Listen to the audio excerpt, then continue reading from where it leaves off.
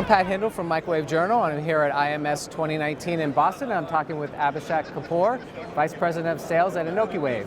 Thank you. So it's your 20th anniversary. Congratulations. Thank you very much, Pat. This is our 20th anniversary. Glad to be here, and this is a very special moment in the evolution of Anokiwave as a company. Yeah, so you guys are on your third generation on some of your products. How did you get into the 5G and SATCOM market so early? This is an interesting story. So we actually were not specifically targeting 5G or any specific market. What we saw long time ago, before the rest of the industry realized it, was this convergence of potential markets. And at that time, 5G was not very popular, but it included aerospace and defense, SATCOM, and potentially 5G, which was a very new concept around phased array. So phased arrays was this underlying building block that we thought is going to become the key block for all the architectures in future in all these markets. Aerospace and defense, just because of the nature of the market, became the first adopter of this when we came out with enabling ICs, followed by SATCOM, and then 5G became the adopter. There was a lot of skepticism early on that, is this going to be the right technology, right architecture for communications?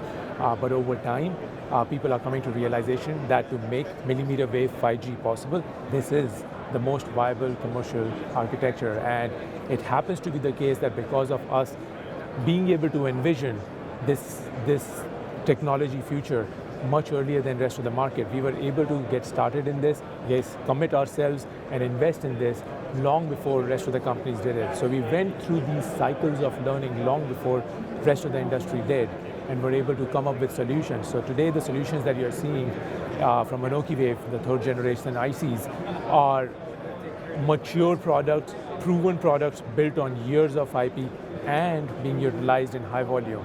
So this is not something that's an academic study or something like a test case that's coming out, but proven products, and that's the reason we are becoming the trusted choice of 5G communications in the market. So the FCC just approved, they finished the auction for the 24 gigahertz range.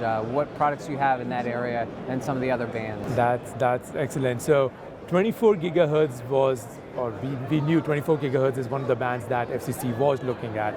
Formally, the auction finished just this month, so that's, or last month I should say. And, but we were already preparing for this advent of this new band that's going to be available. We now have 3 generations of parts available in 24 gigahertz itself. We knew that the market is not going to get started after the FCC auction is finished, but rather before the FCC auction begins, because people are going to start building phased arrays, start experimenting with that quite early on. And that's what happened with our first generation ICs. People started experimenting with these radios, they started building radios with that, and now today the third generation ICs that you see are really like production ready parts that can start being deployed. So we have 3 generations of ICs. With each generation we have improved RF performance, new digital feature sets, reduced the cost by 95% over the last 3 years, and offer new functionality in terms of power dissipation and kinetic green that really changes the way we do designs of phased array architectures.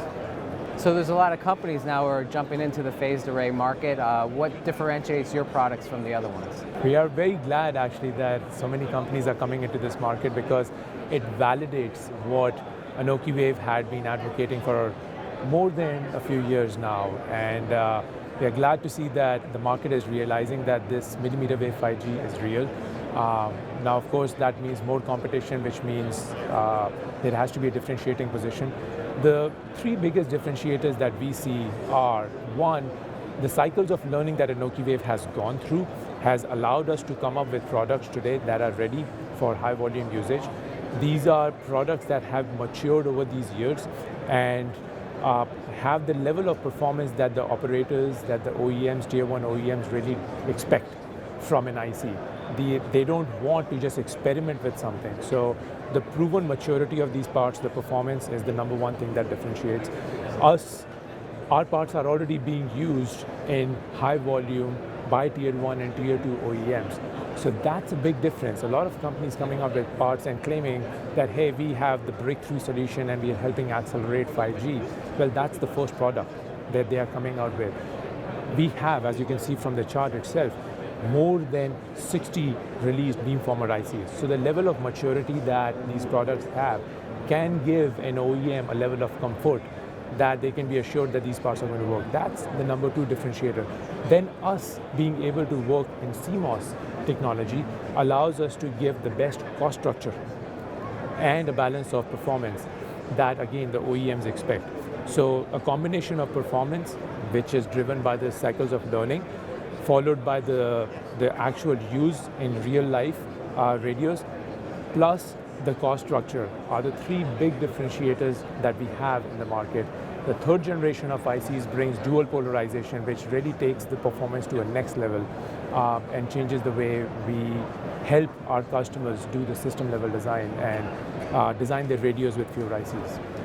Well, you've come a long way in a short time, and I thank you so much for your time today. Thank you so much, Pat. Really appreciate your time.